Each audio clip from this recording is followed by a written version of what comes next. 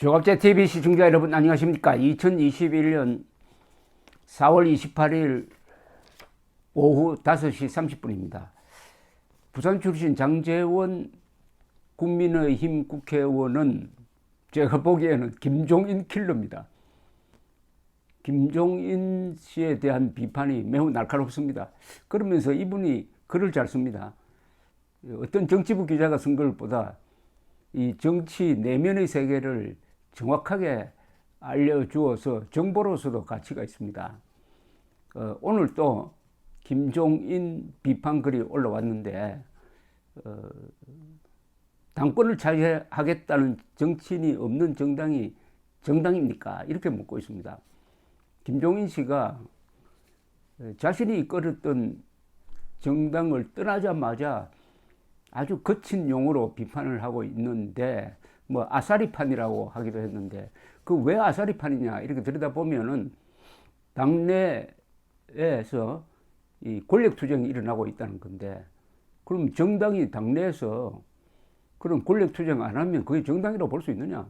정당이라는 것의 존재 목적이 권력 투쟁을 통해서 정권을 차지하는 건데 그 전에 당내에서 노선을 두고 치열한 싸움을 하는 게 그게 정상 아니냐 하는 그런 뉘앙스의 이야기입니다.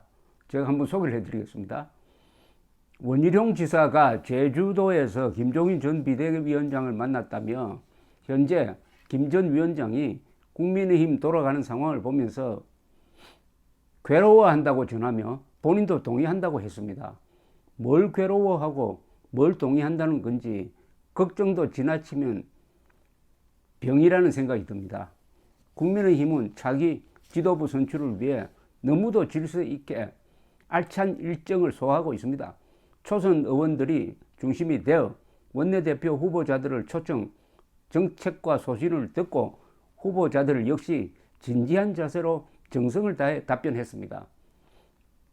이번 주 금요일 신임 당대표 권한대행 겸 원내대표를 선출해 통합과 혁신을 추진하고 새로운 여야 관계를 모색하는 힘찬 새 출발을 하게 됩니다. 그 다음 스테이지는 차기 킹메이커를 뽑는 전당대회입니다. 초선부터 중진까지 자천, 타천 출마 의사를 드러내기 시작했습니다. 당이 얼마 만에 활기를 되찾은 모습입니까? 이 얼마나 건강하고 반가운 상황입니까? 그런데요, 오랜만에 찾아온 당의 활기찬 모습에 걱정을 빙자한 시기를 하는 분들이 좀 있어 보입니다. 국민의힘 구성원들이 당권에만 눈이 멀었다고요? 그러면 당권을 차지하겠다는 정치인이 없는 정당이 정당입니까? 또다시 우리에게 당을 이끌 사람이 없으니 외부에서 모셔오겠다고 해야 당권에 눈 먼 것이 아닌 겁니까? 뭐가 당권에만 눈이 먼 것이고 뭐가 당이 과거로 회귀한다는 것입니까? 이게 가장 핵심적인 질문인데요. 아니 당권에 눈 멀고 대통령에 눈 먼 사람들이 있어야 그 사람들이 큰 정치인이 되는 것 아니겠습니까? 저는 국민의힘이 걱정스러운 게 왜 대통령이 되겠다는 사람이 없느냐. 대통령이 되겠다는 사람이 나오면은 또 김종인 씨는 너무 내부 투쟁만 지저분하게 해가지고 아사리판이다 이렇게 욕할 것 아닙니까? 정치의 본질을 지금 제기하고 있는 겁니다. 이 장제원 의원이. 또한 박형준, 오세훈 시장이 문재인 대통령께 전임 대통령 사면을 건의한 것을 두고 도로 한국당이라는 둥, 혁신 의지가 없다는 둥, 우리 당을 꼬투리 잡고 있습니다. 전임 대통령들이 고령의 나이에 옥살이를 하고 있습니다.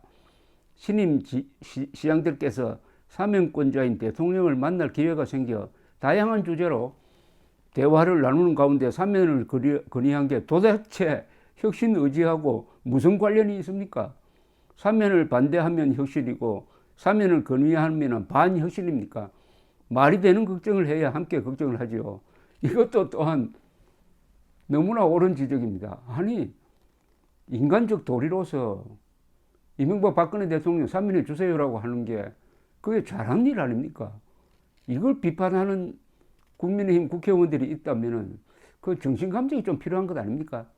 아니 정신감정이 아닙니다. 그 사람의 이 정서 감정이 필요하겠군요. 이런 정서를 가지고 어떻게 정치를 합니까?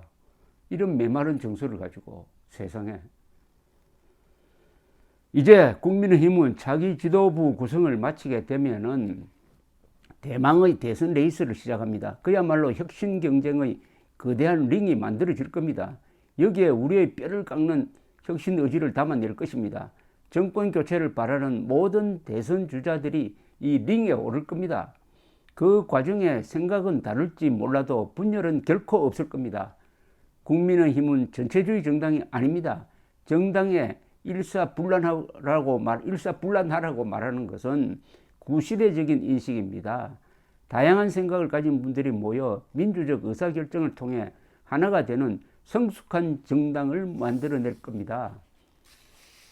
걱정이 많으신 분들, 걱정은 붙들어 매시고 조용히 지켜봐 주시는 것이 최소한의 도리일 듯 합니다.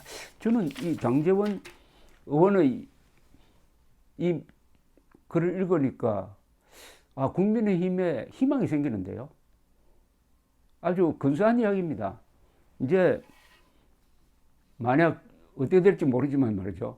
원내대표에 울산 출신 김기현 의원이 당선된다면은 이거는 문재인 정권에 대단한 충격이 될 겁니다.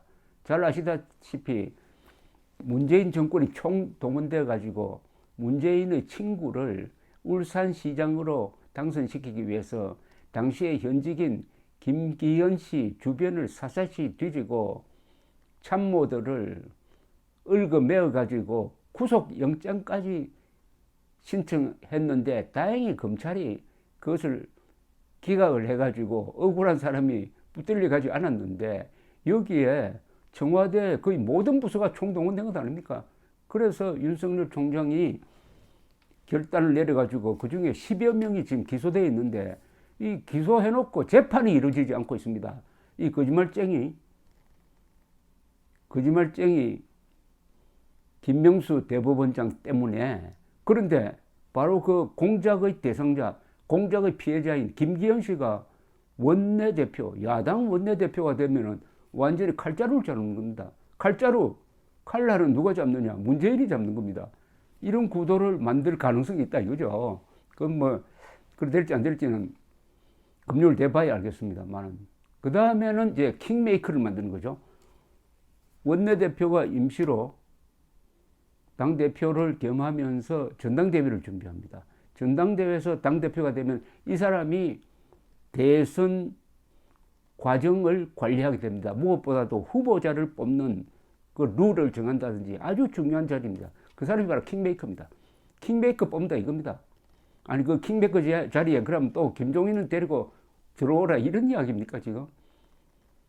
국민의힘이 모처럼 이번 보선 승리를 계기로 해가지고 자생하는 노력을 보여주고 있는데 김종인이 바깥을 떠돌면서 걱정스럽다, 아싸리팔이다 이렇게 악담을 하고 있으니까 장제원 국회의원이 이렇게 딱 부러지게 설명을 했는데 저는 이게 사실에 가깝다고 봅니다. 그러니까 여러분들 국민의힘 너무 욕만 하지 마시고 한번 국민의힘에서 지금 내부 프로세스가 이루어지는 걸 지켜봅시다. 다만 빨리 안철수의 국민의당과 합당해야 됩니다. 그렇게 해야 이 모멘텀을 이어갈 수 있습니다.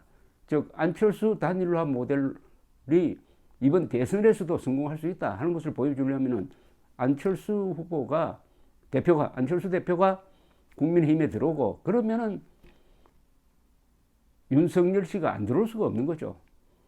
그렇게 하면은 국민의힘을 플랫폼으로 한 흥미진진한 대선 경선 드라마가 이루어질 수 있을 것이고 그걸 그냥 이어가서 내년 3월 9일 선거에서는 저는 이대로 가면은 단일화만 되면 500만 표 차이로 이긴다고 생각합니다.